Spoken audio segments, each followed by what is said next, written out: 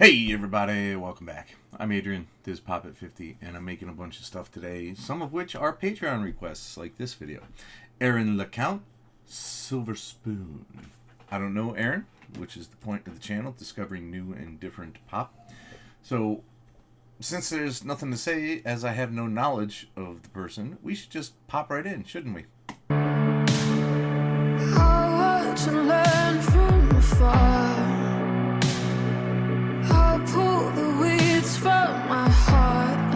Okay, now that is an interesting image. Weeds from my heart. That's, I feel that means your heart has been untended for some time and uncultivated. And, it needs maintenance of the love kind. Put lipstick on for your family party.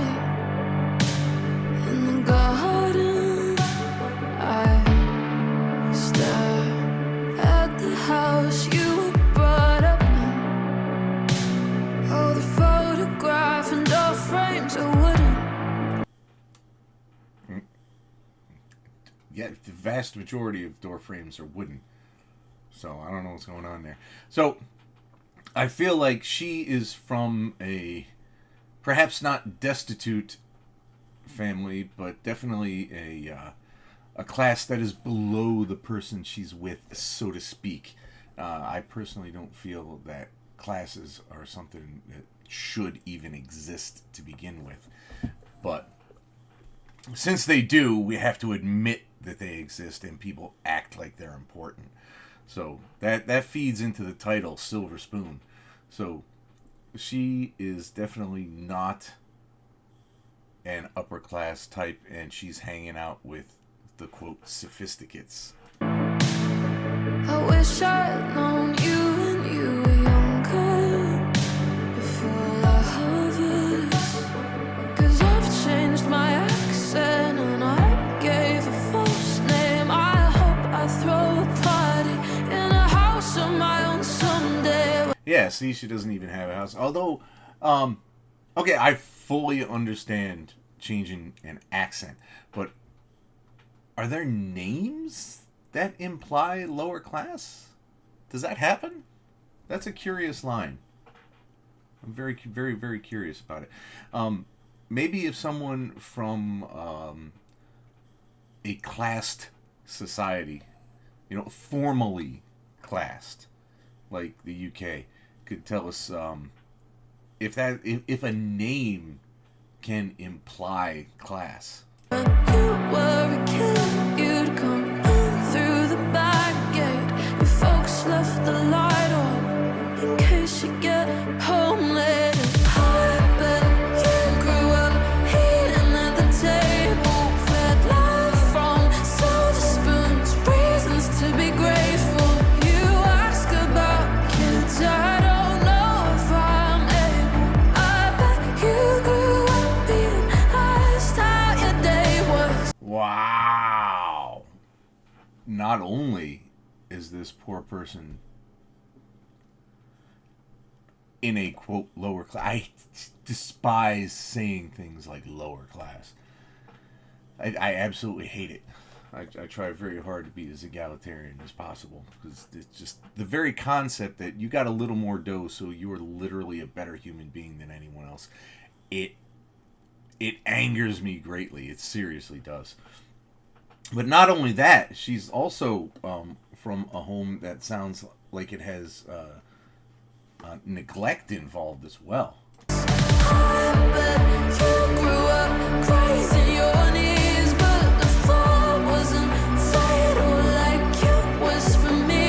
We're the product of love that we do not receive. I'll Wow. collect every branch of this family tree. That is an intensely cool line. Wow. This is a rather emotional song about what is an important commentary on society, but I spilled the good wine, I panicked. A disaster, a knee-jerk reaction.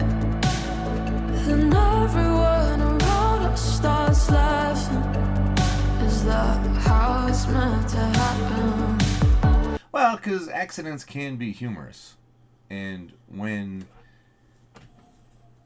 I can see that spilling something in her house as a kid was a dreadful proposition, because someone would probably react with, at very least, beratement and possibly violence. Your mother said I'm always welcome to visit, to take second helpings. I said no thanks, I'm so full on resentment that I learned to fend for myself. But you were sweet, I got mean, and when we fight I refuse to eat. You're sensible, I'm hating it. What a good job that your mother did. Wow. Dang. So that lower life really, really did a number. I don't know how to describe it other ways, okay? That lower life of hers really did a harsh number on her. It's terrible. You were kind, I was cruel in another life. Maybe I was you, and I grew up into something good, somebody who could swallow love. I bet you grew up eating at the table, fed love from silver spoons, reasons to be grateful. You ask about kids, I don't know if I'm able. I bet you grew up being asked how your day was. Yeah, I mean, especially that last line. I bet you grew up being asked how your day was. That is a sure sign of neglect. That's terrible. I hope this is fiction and that wasn't her actual life. Although we absolutely should not take it that poorer people are universally neglectful and just generally terrible. Because the way I grew up, no, man. I was not. We couldn't even see middle class from where we were sitting. But I was not ignored. I was encouraged. I was treated with love. So we should not hear songs like this and think, ugh, those fucking poor people. This one person is stuck in a bad situation, socially, economically, and it did a number on her. But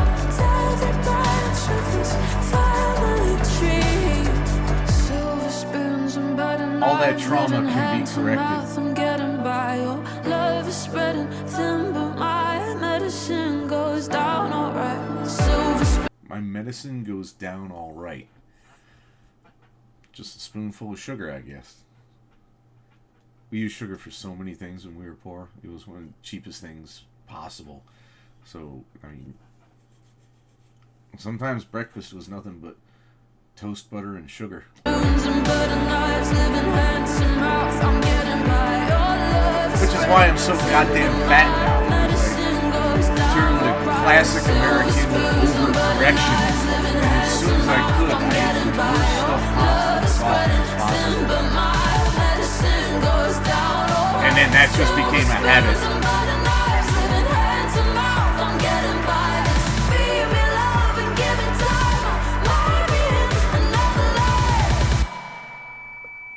You'll be all right, girl.